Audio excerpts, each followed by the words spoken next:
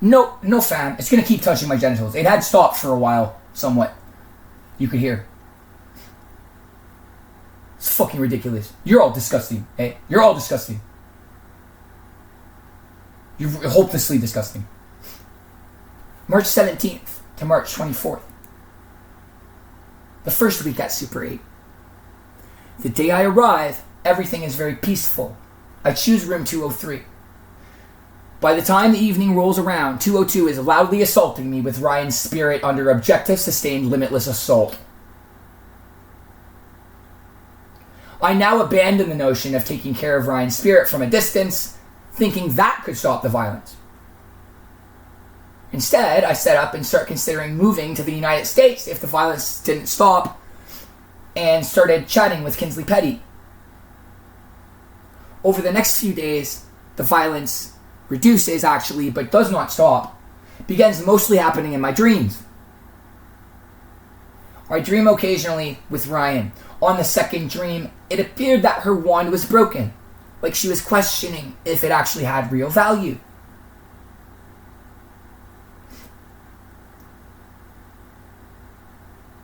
On the third dream, she had tried to eat it. The wand is made of gummies. It's a gummy wand.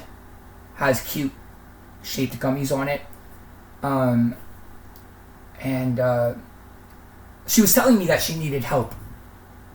When I gave her the wand, I said that she could never eat the gummies unless she was really in danger, and then I might get a signal. So I explained to Kinsley that I needed to be with Ryan, which she understood, and we are still friends. And then it begins to be about coming up with a way to ultimately stop the violent threats and take care of Ryan's spirit.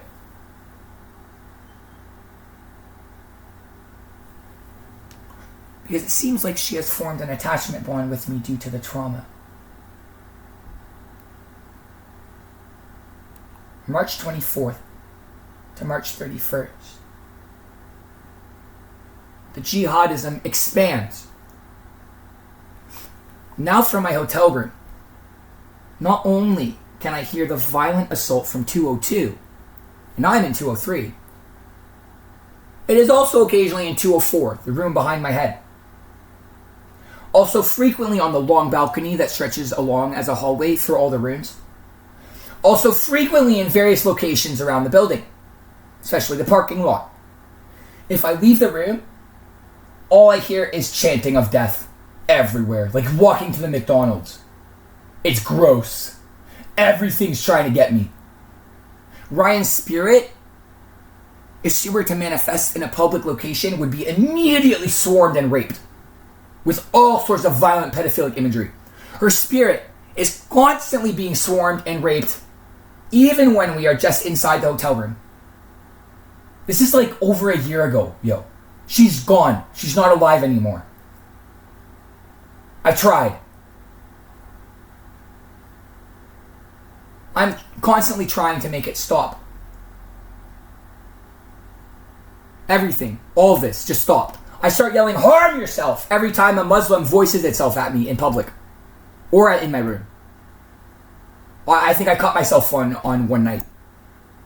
It was that bad. It got much worse in terms of the cutting. I don't know how to make it stop. I think I might be going insane. At times. Most of the time, I know that I'm lucid. Other times, the visions that I'm having, despite not being on any drugs, are so extremely either obscene or profound. I don't know. Am I being drugged? At this time, there might turn up to be evidence of that. I don't know.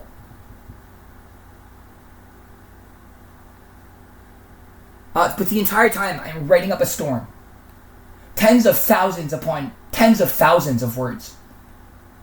Trying to halt the violence with my speech. Then might lash out vocally. And shrieking sounds! My voice is just gone now, but it would go up to that octave. Like I would sound like a female being raped at times. But my voice is shot right now because I've been yelling at pedophiles literally for the past 16 hours.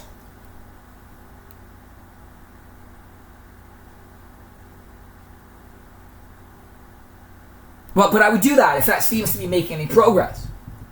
Right? Then I might try whipping my black belt at the wall repeatedly and yelling return assaults. You know, typically the jihadists will come in sounding very not aggressive. But what they're saying is extremely violent and aggressive.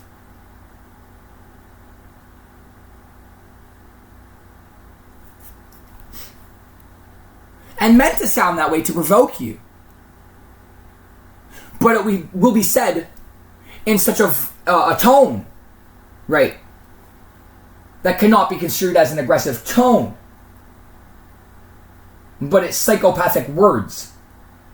Thereby they think shielding them from consequences as they continue in that drawling tone from multiple directions until you lose it and lash out verbally due to having been eventually drawn to utter animal rage, right? With basically repeat shock violence and petulant repeat shock violence. Thus making it look like you are screaming at nothing and with startling bloodlust. That's their shtick. But the entire time, they're actually, in this case, particularly threatening an 8-year-old girl. With rape imagery, like she's being dragged off, right? They're imagining aggressively in my face by literal massive ogres and shit, right? They're bad. This girl I'm sentimental about, who's like suffering constantly because she doesn't know what happened. I was raped on Valentine's Day, then disappeared. That is coming from an intrusive other source with a physical presence, very obviously. It's not myself having hallucinations. It's a source. By now, it has made itself openly, publicly audible, so we just know it's the case. At the time, no. I was still trying to prove that. They would just have the big ogres, right? Shoot semen in her face. In the portrayed imagery. Poster impending death. And then immediately sustained attack me psychologically, directly, brutally, and mercilessly from multiple angles so that it was impossible to make contact with her to secure that she was safe. That kind of real nasty, sadistic, psycho shit. All I experienced at Super 8. April 1st to April 15th. Jihadist torment ramps up continually and happens basically 24/7 without pause. I am sleep deprived most of the time. Simultaneously from 204 to 202. And everywhere audible in the vicinity. I began communicating with the Mr. President. I informed the US government of what I believe is occurring. This is last year, April. That I'm recording evidence, which will be accessible later identically. And we agree that it is a threat to national security and begin having regular discussions about it. Meanwhile, I'm writing on this website, facade.com, which I have been writing on for a very long time. You can see in other videos I've posted. Almost 10 years, actually. Currently, I'm writing, trying to resolve the situation with the Muslims. I become aware that my words are definitely being read publicly because the website submits, an intelligence. The word I typed out was not intelligence. We're not interested in that. It wants to say being me is being easy. That was its shtick with those two letters it has just communicated. We're not having a discussion with the butt. That's a murderer of the child that I care about deeply. My other half. As of this point. And permanently. You do not have a leg to stand on or a single defense in this entire situation, ever.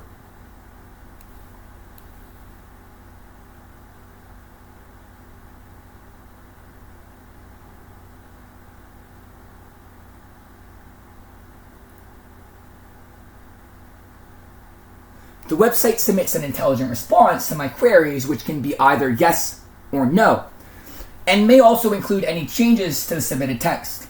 The changes are typically minimal, but typically not intrusive, if ever. They're also very rare. Most of the time. What began to happen is that in literally every paragraph I submitted, literally everyone, and there's like probably 4,000 in this stretch, there would be a typo, which I knew I did not make, which I would then have to go back and correct. While I was correcting the typo is when the Muslims would seize the lapse in my focus to submit their assault, thus distracting me from what I would be trying to do, which is to correct my response to their previous assault, which they hacked and modified. So it's totally impossible this entire time systemically for me to say anything and be taken seriously due to the malware influence and the impact that is having on the discussions.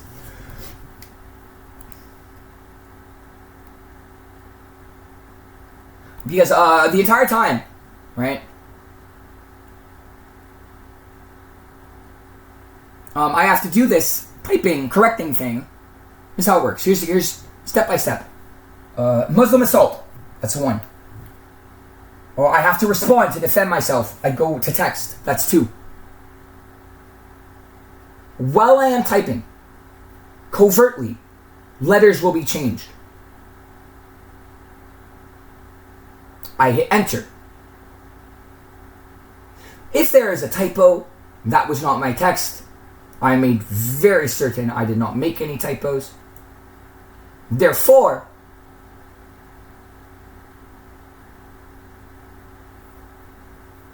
excuse me.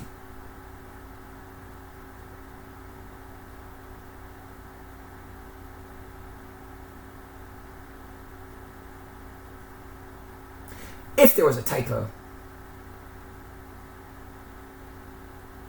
therefore the answer yes or no would be considered irrelevant. And I would have to go back and correct the error out of the text in order to make my statement unadulterated in defense of myself and the little girl. While I am busy doing that is when it submits its next assault. So now I'm dealing with two assaults at the same time. Thus I have developed the capacity to be constantly working with two ideas at once after much rigorous forced training. So I would be 24/7 attacked from the moment my eyes opened, writing on a computer trying to stop the attacks, also being attacked on the computer simultaneously, and in physical reality with verbal abuse from many angles at a time. All the time. And I'm just at a hotel alone as like a 14-year-old boy. Individuals various in the environment had obviously become aware of some situation because it was a ritual daily. Others, not even Muslim, would make rude comments in passing, and they would sometimes show up right outside my door and start drawling, right, as false intellects. It was all extreme torture. At one point, a few criminals confronted me in the parking lot and called me a tranny and threatened me physically and told me to shut my mouthpiece. I was holding a stuffed animal. I think it looked like a gang member from Puerto Rico and was about 45 and had a buddy who was like 60. Big fat buddy with a big, biker beard. They said something about the feds. At one point, in broad daylight, Muslims are proclaiming loudly to be raping my niece in full view of the open block. Simultaneously, I start feeling the sensation of being anally penetrated, though no one is there. This causes me to start feeling suicidal, and I cry for 6 hours.